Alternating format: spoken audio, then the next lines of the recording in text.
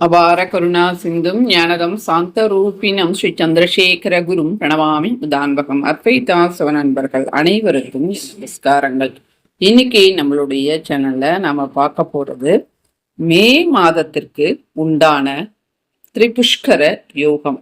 திரிபுஷ்கர யோகம் மற்றும் திவிபுஷ்கர யோகம் என்று இரண்டு வகையான யோகங்கள் இருக்கு. திவிபுஷ்கர யோகத்தில் ஒரு முறை நாம் தங்கம் வாங்கினால் மறுபடியும் ஒரு முறை வாங்குகின்ற யோகம் ஏற்படும். மொத்தமாக 2 முறை.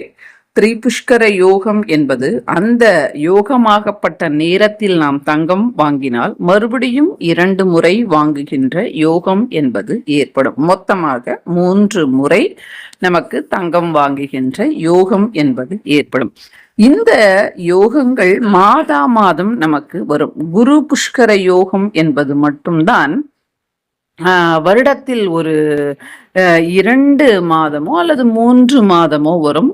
மேக்சிமம் இந்த திரிபுஷ்கர யோகம் மாதம் நமக்கு வரும்.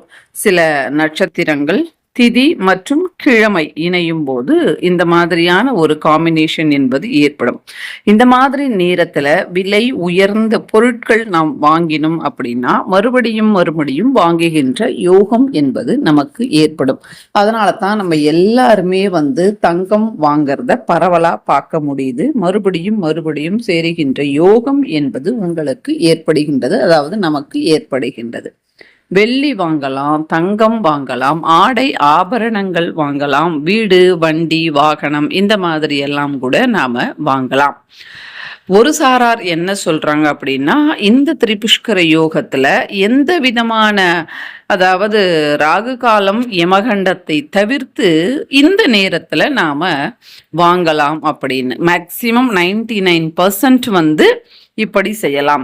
ஆனால் சில ஒரு விஷயம் என்ன அப்படின்னா, நம்முடைய தாராபலமும் அன்றைய தினம் இணைந்திருந்தால் ரொம்பவே சிறந்தது. ஒருவேளை அப்படி இல்லை அப்படின்னாலும் இந்த மாதிரி நேரத்துல வண்டி வாங்கிறது கூட நல்லதாக சொல்லப்படுகின்றது. செய்யக்கூடாத விஷயம் என்ன அப்படின்னா, நம்ம முதலாக ஹாஸ்பிட்டலுக்கு போறது, முதலாக மாத்திரையை போட்டுக்கொள்வது, ஆப்ரேஷனுக்கு அந்த நேரத்தில் நேரம் குறிப்பது, அதாவது அந்த நேரத்தை ஃபிக்ஸ் பண்றது, இந்த மாதிரி எல்லாம் நாம செய்யக்கூடாது.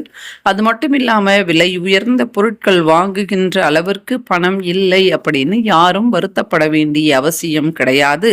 கடன் வாங்க வேண்டிய அவசியம் கிடையாது. திரிபுஷ்கர யோகம் அன்று நாம சந்தோஷமாக இருந்தால் மறுபடியும் சந்தோஷமாக இருக்கின்ற அந்த ஒரு நல்ல ஒரு நிலை என்பது ஏற்படும். கோவில்களுக்கு சென்று தெய்வங்களை தரிசனம் செய்தால் நமக்கு மறுபடியும் தரிசனம் செய்கின்ற, அதாவது 3 முறை தரிசனம் செய்கின்ற யோகம் ஏற்படும். இப்ப என்ன ஒரு விஷயம் அப்படின்னு கேட்டா, இந்த மே மாதத்துல ஒரே ஒரு நாள் தான் திரிபுஷ்கர யோகம் இருக்கு. அதுவும் நாளைய தினம் மட்டும்தான். திவிபுஷ்கர யோகமும் கிடையாது. அதனால இந்த மே மாதம் 3ஆம் தேதி சண்டே, அதாவது நாளைய தினம், அதாவது ஞாயிற்றுக்கிழமை அதிகாலையில் 12:49 இந்த திரிபுஷ்கர யோகமாகப்பட்டது ஆரம்பமாகி காலையில 7:10 வரை தான் இருக்கு. நீங்க இந்த நேரத்துல தங்கம் வாங்கணும் அப்படின்னு ஆசைப்பட்டா 7:10 உள்ளாக வீட்டில் இருந்து நீங்க கிளம்பிடுங்க. அதுதான் நமக்கு முக்கியமானது. நம்ம வாங்குகின்ற நேரத்துல இருக்கணும் அப்படின்ற அவசியம் கிடையாது. இருந்தால் நல்லதுதான்.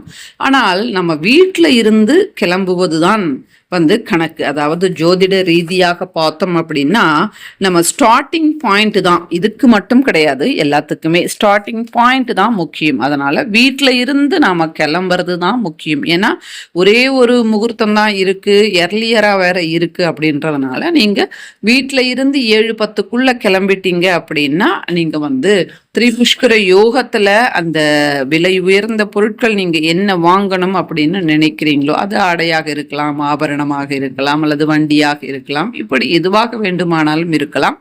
வீட்டில் இருந்து இந்த நேரத்துக்குள்ளாக நீங்க கிளம்பிட்டீங்க அப்படின்னா திரிபுஷ்கர யோகத்துல வாங்கின பலன்தான் உங்களுக்கு சேரும். அதனால நீங்க யாரும் ஐயோ காலையிலேயே முடிஞ்சிடுச்சு, ஒரே ஒரு முகூர்த்தம் தான் இருக்கு, இன்னும் அடுத்த மாதம் வரும் வரை நாம் காத்திருக்கணும் அப்படின்னு நீங்க யாருக்குமே கவலைப்பட வேண்டிய அவசியம் நிச்சயமாக கிடையாது. அதனால நீங்க வாங்கணும் அப்படின்னு முடிவு பண்ணிட்டா காலையில 6 மணி 7 மணிக்குள்ள 7:10க்குள்ள வீட்டில இருந்து கிளம்பிட்டீங்க அப்படின்னா திரிபுஷ்கர யோகத்துல வாங்கின பலன் என்பது நிச்சயமாக உங்களுக்கு வந்து சேரும்.